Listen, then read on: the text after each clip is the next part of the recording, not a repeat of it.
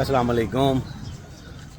मेरे नबीसा है ही कोई नहीं, तेरे बापे ते शह ही कोई नहीं। अस्सलाम वालेकुम। मिर्जा जेलमी जेल से रिहा हुआ है जमानत पर।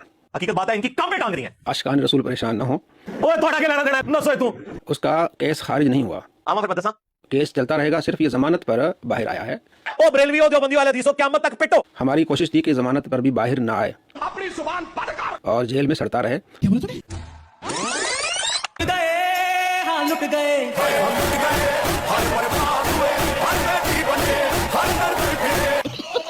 सही नहीं कह रहे थे हम, देखे जी शैतान भी डर रहा है। असल में शैतान ही डर रहे हैं उस्ताद मोहतरम से। लाले पड़ गए हैं, जान के लाले पड़ गए हैं।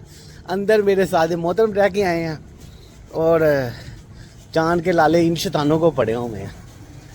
शैतान खुद बड़ा परेशान हुआ है कि यार वो बाहर आ गया। वो कहते हैं ना, जहाँ में सवाया पुलिस के, जहाँ में सभी तो खुशियाँ मना रहे हैं, तो वो उस्ताद मोहतरम के आने पे ये शेर फिट होता है इनके ऊपर। चलो अल्लाह खैर करे। अब उस्ताद मोहतरम से भी एक रिक्वायरमेंट है। मुर्दा यजीद के बारे में तो हर कोई लान तान करता है। मुर्दा यजीद को तो बुरा भला कहने वाले बहुत ज़्यादा है। हर कोई कह सकता है, जो कमज़ोर ईमान वाला हो वो भी कह देगा।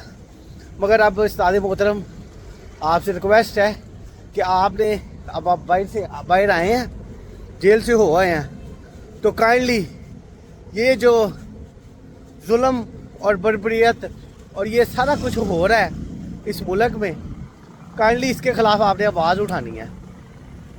हमारे मुल्क को, हमारी आवाम को, हमें इस आवाज़ की बड़ी ज़रूरत है। क्योंकि मुर्दा यजीद पे तो बात करना आसान है, मुर्दा यजीद पे तो लानत डालना आसान है। असल काम, असल ईमान का हिस्सा है कि आप जिंदा यजीदों पे के ख़िलाफ़ आवाज़ उठाएं, हक़ की खातिर आप बोलें। मैं उम्मीद करता हूँ कि मेरे उस्ताद मोहतरम जो हैं वो इंशाल्लाह ज़रूर हक़ के लिए आवाज़ उठाएंगे।